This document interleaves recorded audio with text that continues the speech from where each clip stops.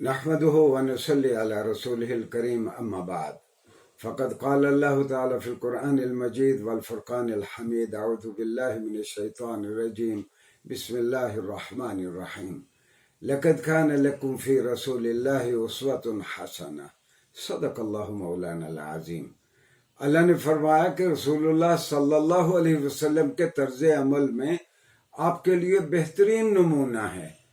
سامعین گرامی، ہم قرآن کریم اور سیرت النبی صلی اللہ علیہ وآلہ وسلم کے ان پروگرامز میں ہم بیان کچھ ایسی تفصیلات جو بالعموم علماء کرام یا ہماری درسی کتب میں بچوں کو نہیں پڑھائی جاتی، ہماری کوشش ہوگی کہ وہ تفصیلات آپ کے سامنے لائیں۔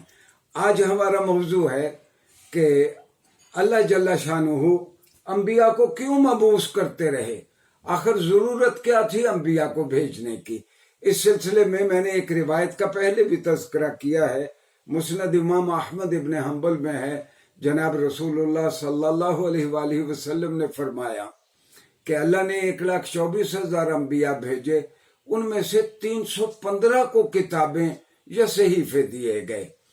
اچھا، یہ جتنے بھی انبیاء آتے رہے، یہ جس قوم کی جانب مبعوث ہوئے، رسول اللہ صلی اللہ علیہ وسلم تو پورے جہان کی جانب مبعوث ہوئے۔ آپ سے پہلے جتنے انبیاء تھے وہ اپنی اپنی قوموں کی جانب آتے تھے۔ یہ سارے انبیاء آ کے اپنی اپنی قوم کو یہ ضرور کہتے قرآن کے لفظوں میں، وَمَا أَسْأَلُكُمْ عَلَيْهِ مِنْ أَجْرٍ إِنْ أَجْرِيَ إِلَّا عَلَى رَبِّ الْعَالَمِينَ۔ لوگو، میں تمہیں زندگی گزارنے کا بہترین طریقہ بتاتا ہوں، اللہ کی شناخت کرواتا ہوں، اور اس کے عوض میں تم سے کچھ نہیں مانگتا۔ میرا کوئی سوال نہیں ہے، میں تم سے کوئی دنیاوی منفعت نہیں مانگتا، اور مجھے تو میرا اجر جو ہے وہ اللہ میاں دے گا جو رب العالمین ہے۔ اچھا، اس بات کی تفصیل ناظرین گرامی سورہ یونس میں، سورہ ہود میں، سورہ شعراء میں اور قرآن کریم میں جا بجا ہم کو ملتی ہے۔ انبیاء کرام کو کیوں بھیجا جاتا تھا، اس بات کو حضرت علامہ اقبال رحمہ اللہ نے بڑے خوبصورت انداز میں اپنی کتاب reconstruction of religious thought in Islam میں انہوں نے بیان کیا۔ آپ نے نبی کے اس فریضے کو کہ نبی کیوں آتے تھے دنیا میں، اس کو آپ نے وضاحت صوفی اور نبی میں فرق بیان کرتے ہوئے آپ نے اس کی وضاحت کی۔ علامہ اقبال فرماتے ہیں کہ شاہ جہاں جو مغلیہ خاندان کا بادشاہ تھا، اس کے زمانے میں ایک بہت بڑے اللہ والے تھے، عبد القدوس گنگوہی رحمہ اللہ۔ عبد القدوس گنگوہی رحمۃ اللہ علیہ کے سامنے ایک مرتبہ میرا جو نبی کا تذکرہ ہوا تو وہ اپنی لے میں اور اپنے انداز میں عبد القدوس گنگوہی نے کہا کہ یہ محمد عربی صلی اللہ علیہ وسلم تھے جو وہاں گئے اور واپس آ گئے۔ خدا کی قسم میں وہاں گیا ہوتا تو میں واپس نہ آتا۔ علامہ اقبال کہتے ہیں کہ یہی فرق ایک صوفی میں اور ایک نبی میں ہے۔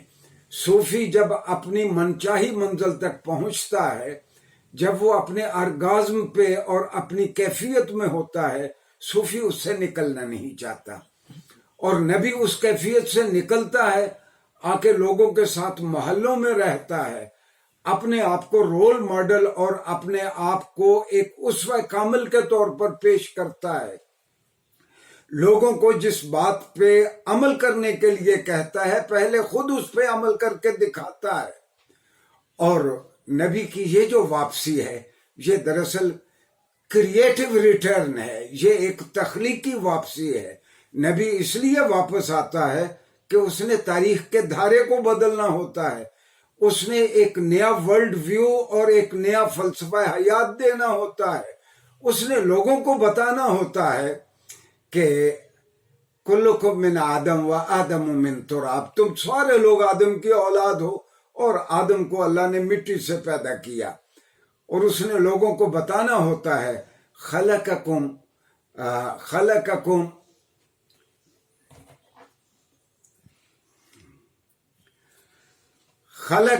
من نفس واحدہ अल्लाह ने तुमको एक ही जान से पैदा किया है। जब एक ही जान से पैदा किया है तो तबकात लोगों में किस तरह बन सकते हैं? तो नबी दरअसल जब फिर इसके बावजूद नबी पे एतराज होता है तो फिर नबी कुरानी अंदाज में लोगों को जवाब देता है, लबिस्तु फीकुम उमरन, मैंने तो जिंदगी का एक हिस्सा तुम्हारे अंदर गुजारा है। तुमने देखा नहीं कि मैं झूठ नहीं बोलता, तुमने देखा नहीं कि मैं अमानतों की हिफाजत करता हूं। और फिर नबी को खास तौर पर रसूलुल्लाह सल्लल्लाहु अलैहि वसल्लम को दुश्मन आपको अमीन कहते हैं और आपको सादिक कहते हैं। वाज़ेह रहे कि ये किसी कुरैशी ने या किसी पार्टीजन ने आपको खिताब नहीं दिया।